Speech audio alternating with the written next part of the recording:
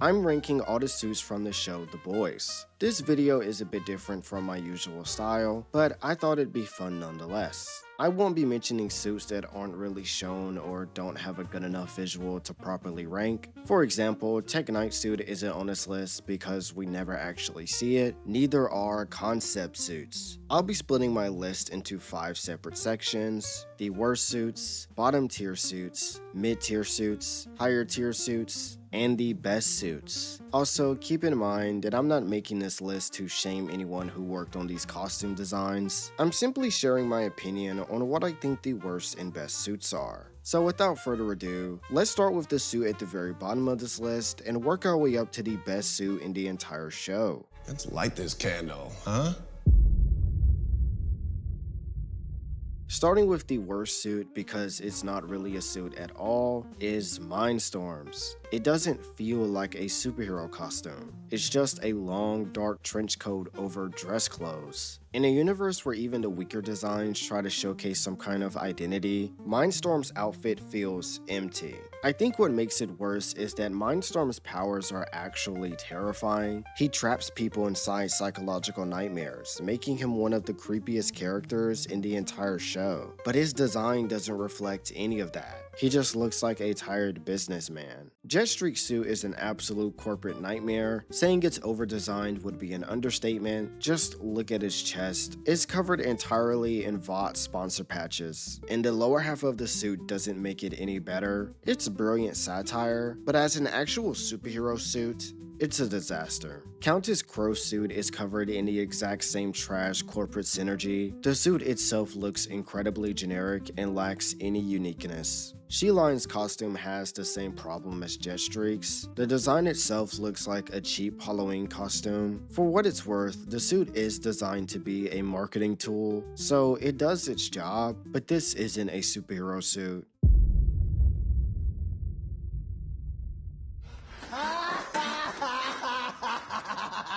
You stupid.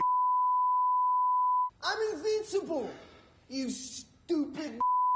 Starting off the bottom tier of suits is Translucence. The suit is just a dark gray jumpsuit with some orange lines on it. This just looks like something a car mechanic would wear. It's not much of a super suit. Alright, now for the booty sniffer. You had Chipotle for lunch. Carne asada bowl with extra guac.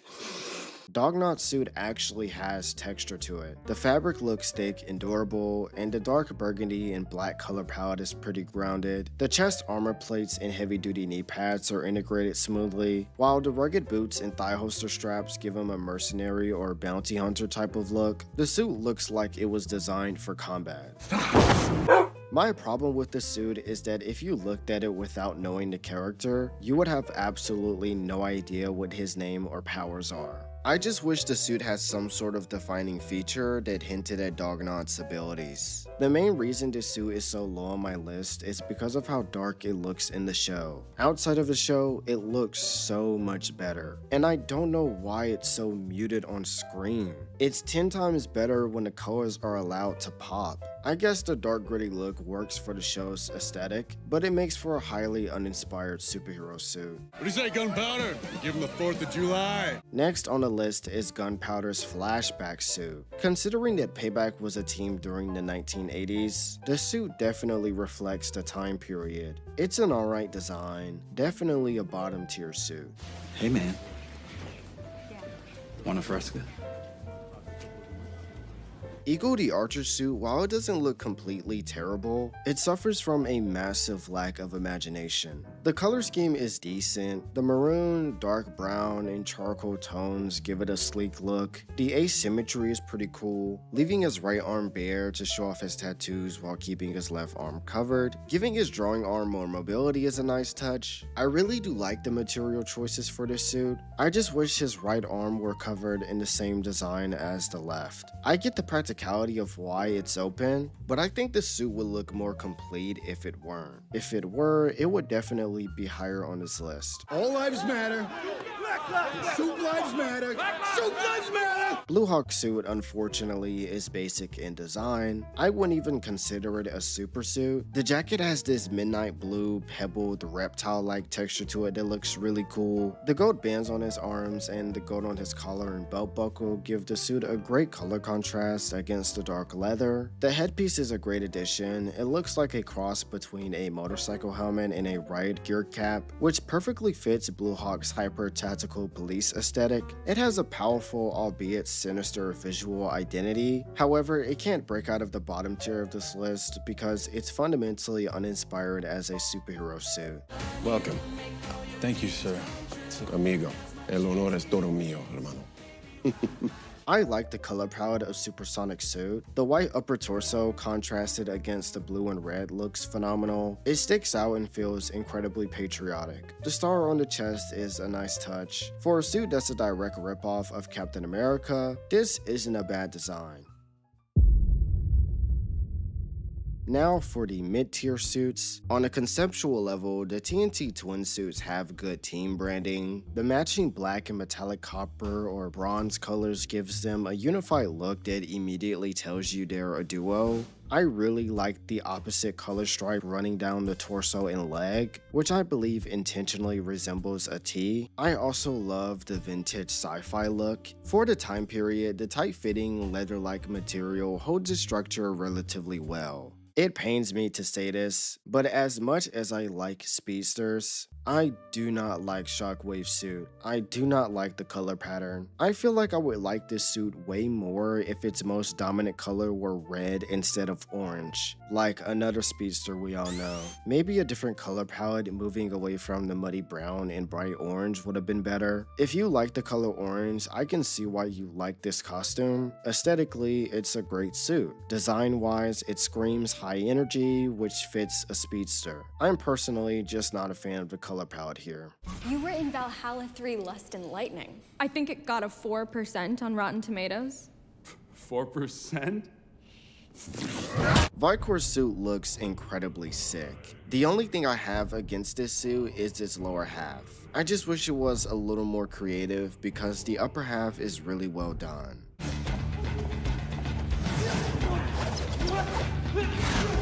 Blind Spot suit. It's a good suit, although the color is a little bland. I think it works here because it gives him a stealthy vibe, you know? At least it doesn't look like a cheap Halloween costume. The blindfold goggle piece is pretty cool, but for a guy whose superpower relies entirely on super hearing, the suit leaves his ears completely exposed. So, what happens if, I don't know, I do this? It's a clean martial arts suit. I don't have many complaints about this costume. This suit may surprise some people, but I really enjoy Swato's suit. He looks like a bug. The design looks rugged, dirty, and almost historic. The armor plating on his suit is really awesome. I really do enjoy the oil-like iridescent sheen. It also has a scratched up texture that adds great detail to the design. While the tight cowl may be a bit weird, the massive goggles fit extremely well with the overall aesthetic. It isn't my absolute favorite suit from Payback, but it's still incredibly good.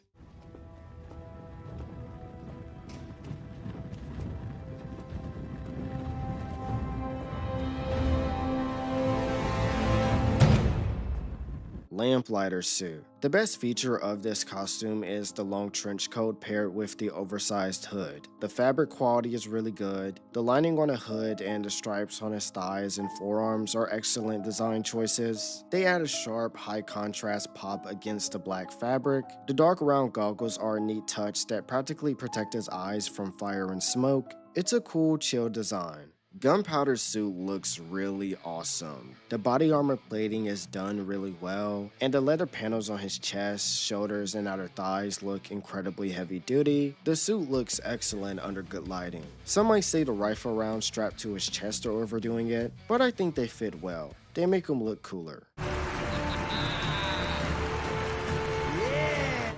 Is he wearing?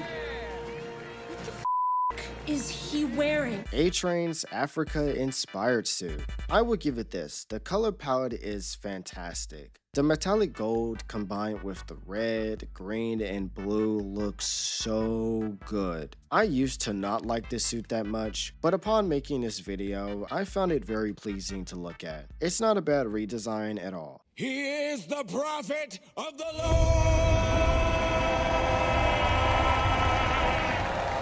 Old Father suit is definitely one of the more popping ones. It has one of my favorite color schemes out of all the suits. White, gold, and purple is just the perfect combination of colors. I'm not a huge fan of the dress uniform look it has going on in the torso area, but besides that, I like the overall design. Does she quit? No way. She adapts. She transforms. Embraces her feminine strength. Goodbye, Yellow Brick Road. And hello, Starlight.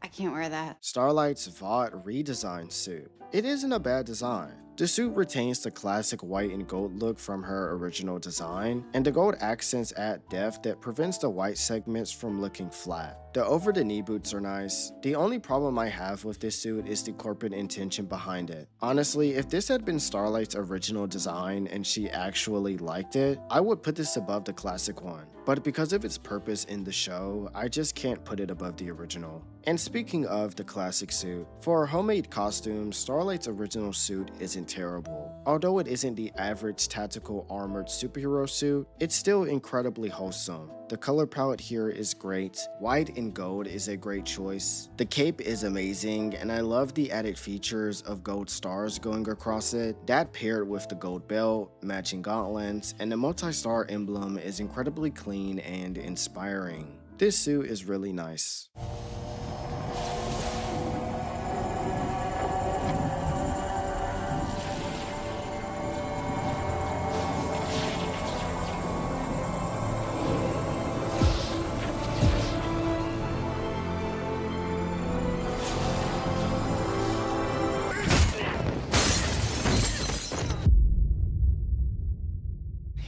I can't stop.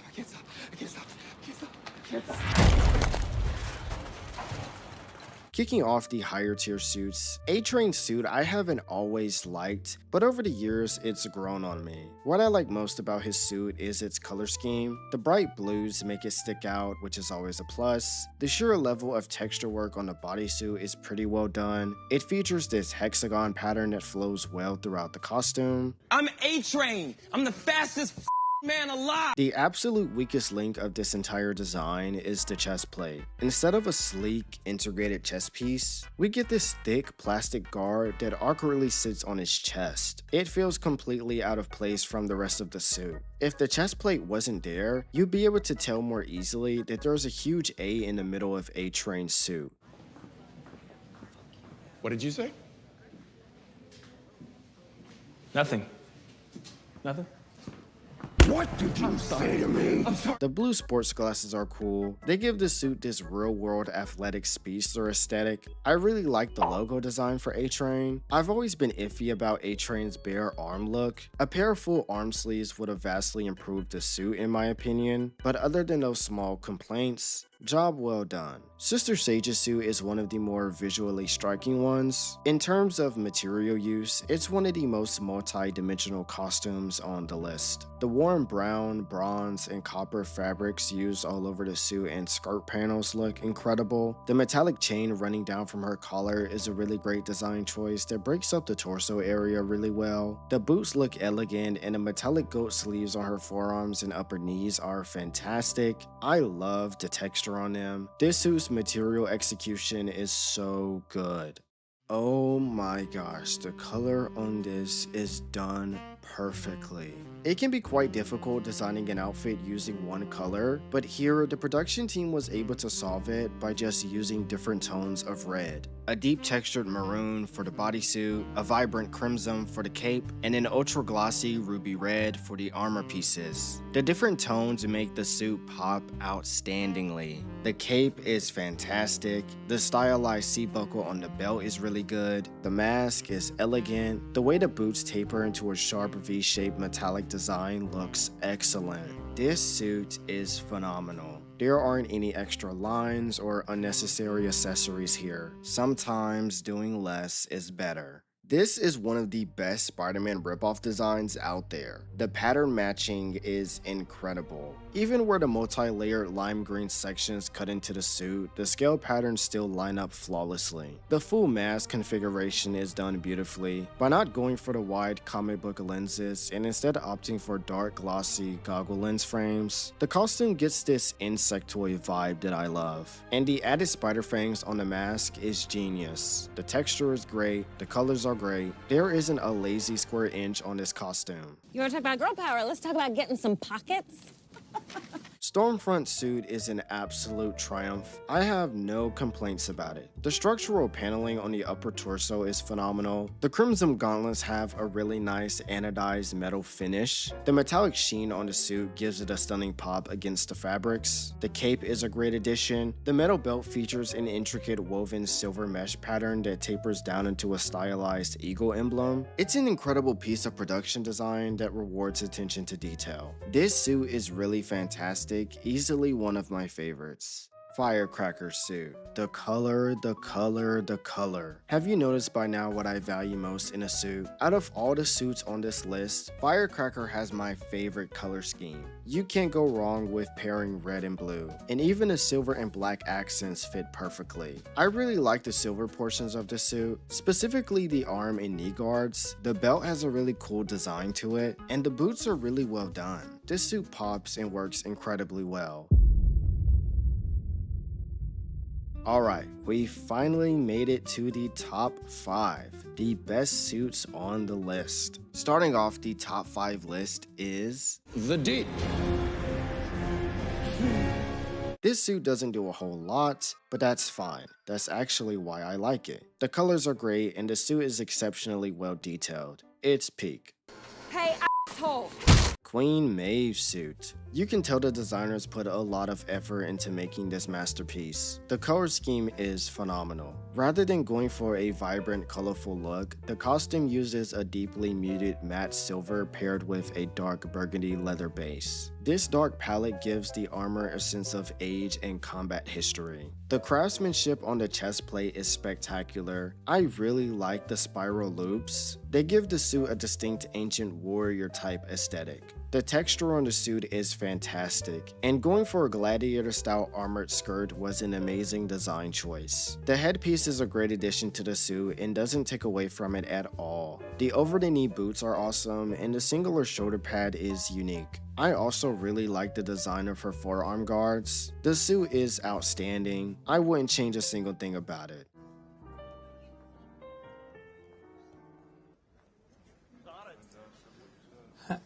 I'm just gonna...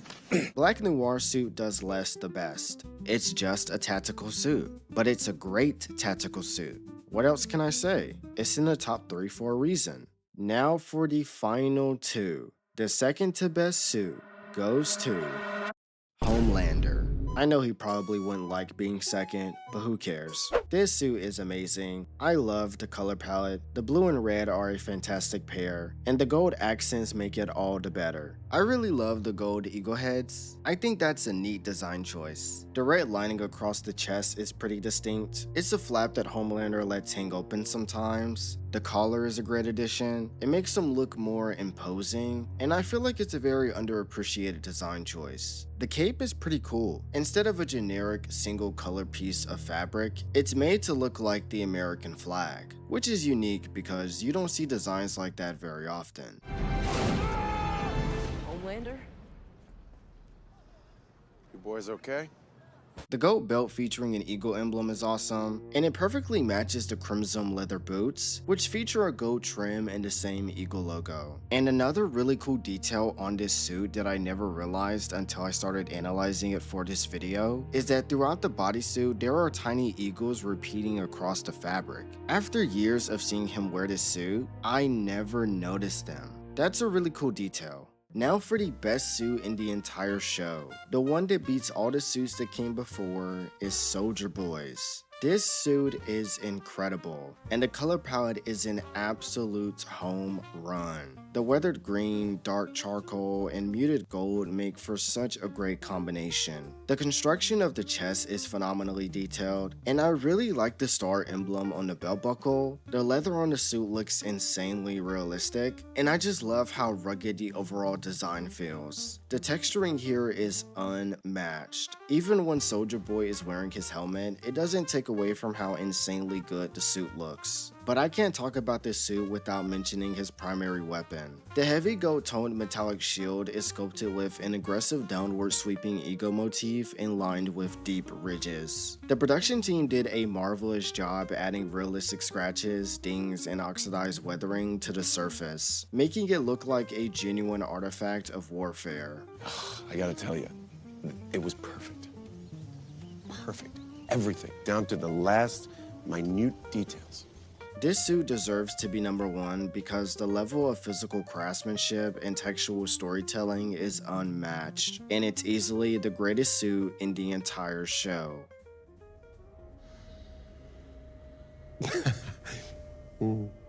Great. No problem. But now, for the honorable mention, the suit we never got. Homelander's comic accurate suit. Ever since I saw a fan edit of this suit some years back, I've always hoped Homelander would don something close to this for the final season. Spoiler alert, we never got this suit, which I believe is an insane missed opportunity. Season 5 Homelander should have gotten an upgraded version of his suit. It would have fit into the story, and it would have been a nice nod to the comics. But what do you think? If you enjoyed this video, consider leaving a like and subscribing if you haven't already. And with all that being said, I hope to see you next time.